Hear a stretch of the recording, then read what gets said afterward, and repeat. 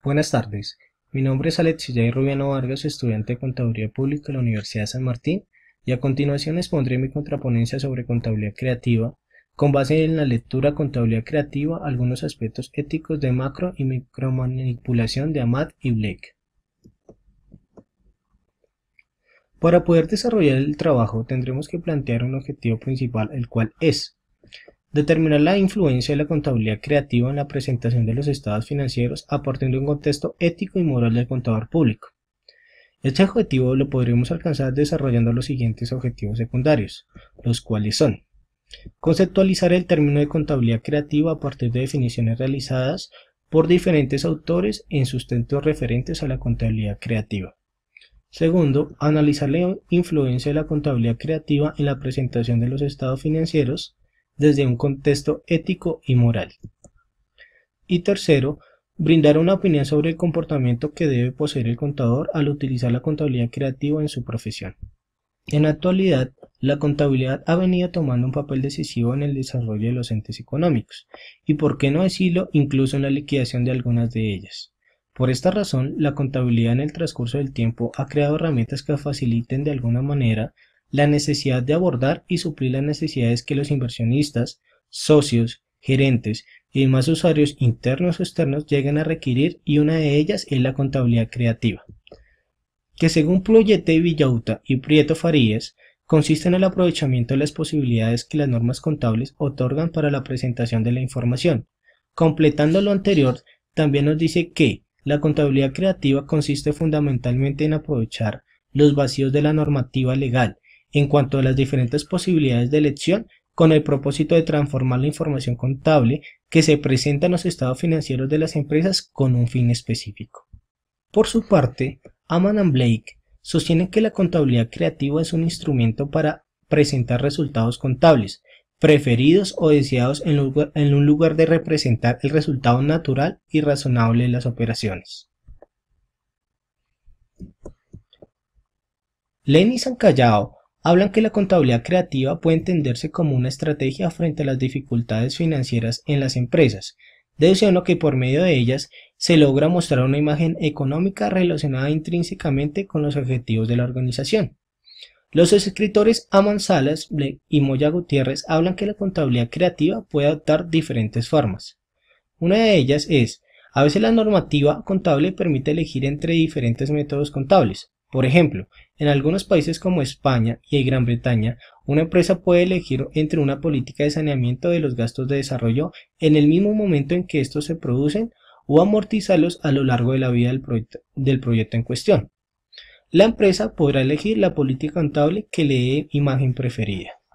Y la segunda: ciertas anotaciones contables implican que un apreciable contenido de las estimaciones y opiniones y predicciones, en ciertos casos, como en la estimación de la vida útil de un activo para calcular su depreciación, es normal que estas estimaciones se hagan internamente en la empresa, y el contable creativo tiene la oportunidad o posibilidad de ser más o menos cauto u optimista en la estimación.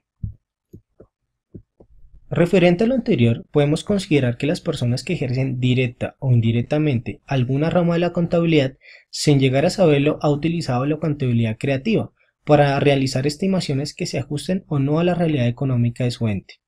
Un ejemplo de ello son las provisiones realizadas por un gasto no facturado del cual no tenemos mucha información, o el cálculo de una futura contingencia.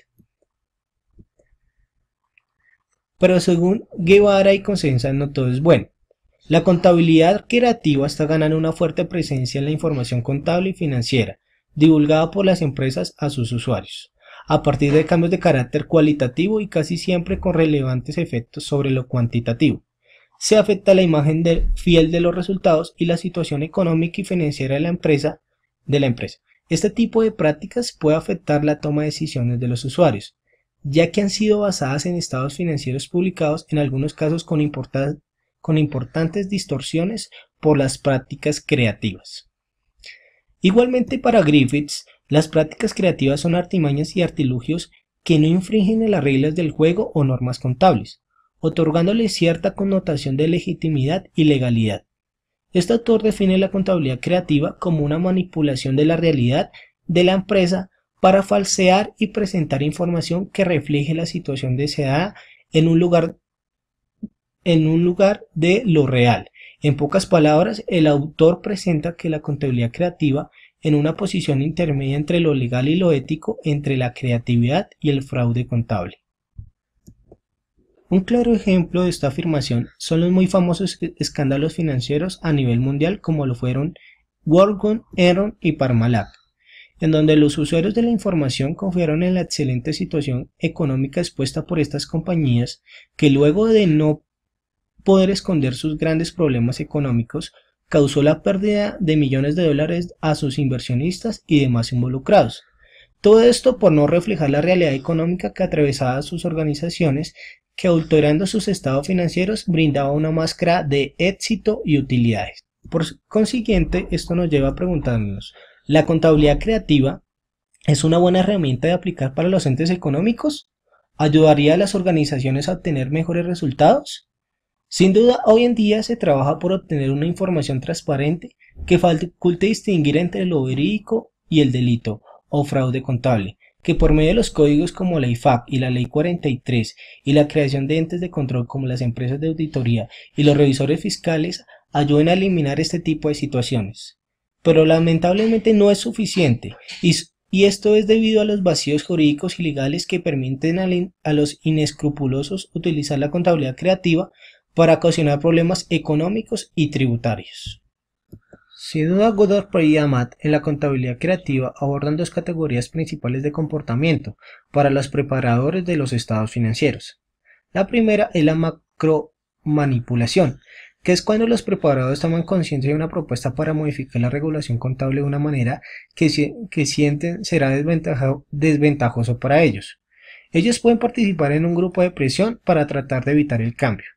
Tratan de lograr una representación alternativa de la realidad económica, que sea más favorable para ellos. En este trabajo se identifican este tipo de comportamientos como la macromanipulación. Mientras tanto, la contabilidad creativa a nivel de entidad individual implica preparadores en la alteración de las revelaciones de la contabilidad con el fin de crear la visión de la realidad que desean comunicar a los usuarios de los estados financieros. Este tipo de comportamiento se describe en este documento como micromanipulación. Entrando en contexto con el predominio que sufre el contador en la preparación de información financiera y su manipulación desde un perfil individual y grupal, quebrantando la normatividad local y la integridad misma del contador desde lo ético y lo moral. Sobre esto, Poblete Villota y Prieto Farías nos dice: una organización será ética en la medida en que sus políticas, su estructura, sus controles internos, entre otros, construyan un clima ético donde los individuos tienen la posibilidad de actuar como lo que son seres éticos. Tomando al clima ético no solo como una cosa, sino como un proceso. Es decir, un clima ético no es solo un desafío individual, sino grupal, ya que sin el segundo factor, el grupal, el primero no tendría éxito. Por este motivo, la ética es un pilar de suma importancia en la contabilidad creativa. Debido a esto, Shipper identifica cuatro elementos que forman parte de la infraestructura de la información financiera. Primero, la eficiencia de los mecanismos para identificar y resolver cuestiones interpretativas. Segundo, la base de las normas de ajuste, organización, estructura, los procesos, la independencia, la experiencia, los incentivos y los recursos. Tercero, auditoría y los auditores. Y cuarto, la aplicación de las normas contables y las normas de apoyo. Todos estos elementos se relacionan de forma homogénea e intrínseca, es decir, al no cumplirse alguno de estos componentes se origina la ilegalidad y el desfalco, como el caso de Enron y WorldCom, evidenciando la violación de los principios generales de contabilidad y la normatividad para el beneficio individual o colectivo de sus funcionarios y representantes. Frente a esto, Poblete Villota señala que después del colapso de Enron, los reguladores y contadores europeos manifiestan que un caso como el de Enron no podría ocurrir en Europa. A Italia, en particular, se le percibía como el país europeo con las regulaciones más estrictas en cuanto a la rotación de auditores, cada 9 años, y en cuanto a la prohibición que rige para los auditores de proporcionar otros servicios a sus clientes. Además, Italia tiene un regulador considerado muy fuerte, que es CONSOB, la Comisión Nacional de Sociedades de Bolsa. Es decir, que cada gobierno o nación trabajan para que casos como Enron, Welcome y Parmalat no se sigan presentando. Obviamente la tarea no es sencilla, ya que la contabilidad creativa es solo un mecanismo que muestra en diferentes ocasiones debilidades en la infraestructura empresarial ocasionada por el voraz mercado cambiante y la falta de apoyo del gobierno con el empresario, obligando a las empresas a mostrar información sólida y confiable para poder seguir siendo competitivos en el mercado, cueste lo que cueste. Igualmente, para Poblete, Villota y Prieto Farías nos dice que pensar que la contabilidad creativa es un mero fraude le quita el ingenio a quien sabe aprovechar las posibilidades que las mismas normas contables y criterios generalmente aceptados ofrecen. Para concluir, es inevitable que no existan fraudes o ilegalidades. Lastimosamente, el hombre vive en lucha constante contra el egoísmo, el poder y la codicia. Obviamente no se cuestiona la profesión del contador como ejecutor principal de la contabilidad creativa y mucho menos a los escándalos financieros. En realidad va más allá de una profesión o de la contabilidad creativa. Es un conjunto de numerosos factores que se ven implicados: la gerencia, los socios, la necesidad de mostrar resultados, la feroz competencia, los cambios sociales, económicos y políticos, las pocas oportunidades laborales, los malos pagos salariales, entre otros. Pero ante todo hay dos pilares inquebrantables, que desafortunadamente desde hace muchos años han sido violentados, y son la integridad, ética y moral, refiriéndome no solo al contador como encargado de dar fe pública, sino de las personas que intervienen en su actividad profesional.